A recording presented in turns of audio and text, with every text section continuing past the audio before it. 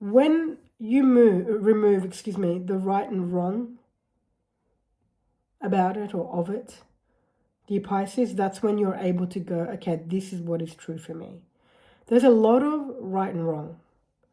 This is really challenging to put into words because what I'm sharing can very easily be misconstrued. First thing, a lot of people are going to say, well, of course there's a right and wrong. Of course there's a right way to do things, there's a wrong way to do things. I'm not going to argue any of that. I'm just going to say this for the Pisceans today.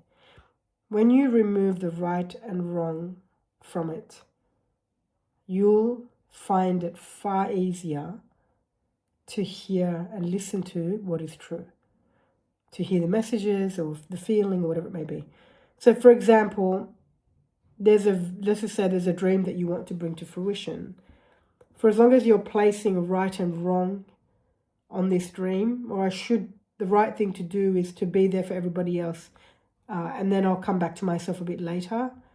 That's a right and wrong. As an example, I'm not explaining it very well, but I'll do the best that I can. Then you're no longer able to hear the clarity around what you're bringing to fruition. Okay, so put it this way, for the Pisceans today, ask yourself this question. What am I making right? What am I making wrong? Just be with these two questions. Okay, it just came to me now. Because whatever you're making right and wrong is what you're judging.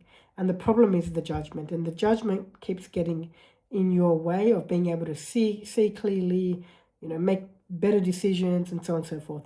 What am I making right? What am I making wrong? Then you'll see the judgment.